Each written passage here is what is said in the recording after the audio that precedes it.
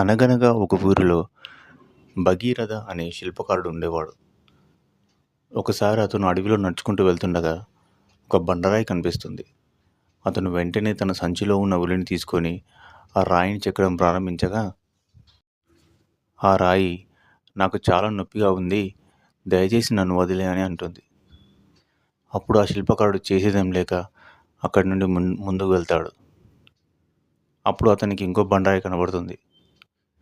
అతడు ఆ రాయిని కూడా చెక్కడం ప్రారంభిస్తాడు. అయితే ఆ రాయికి కూడా నొప్పి పుడుతుంది. కానీ అది ఓపికగా భరిస్తుంది. కాసేపటికి ఆ రాయి కాస్త వినాయకుడి విగ్రహంగా మారుతుంది. దీంతో ఆ శిల్పకారుడు మురిసిపోయి అక్కడి నుండి వెళ్ళిపోతాడు. ఒకరోజు ఆ మార్గంలో వెళ్తున్న గ్రామ ప్రజలు విగ్రహాన్ని గమనించి పూజలు చేయడం ప్రారంభిస్తారు. కొబ్బరికాయలు కొట్టడానికి ఒక బండరాయిని వెతుకుతుండగా ఆ శిల్పకారుడు మొదట చూసిన రాయిని తీసుకొచ్చి కొబ్బరికాయలు కొట్టడానికి వాడతారు అక్కడి ప్రజలు.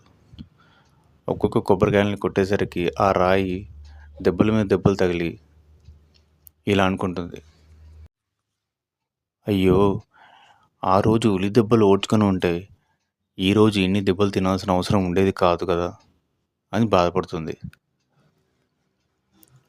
కష్టాలను తట్టుకుంటేనే సంతోషం వస్తుంది అనే గొప్ప సందేశం ఈ కథ ద్వారా మనకు అర్థమవుతుంది.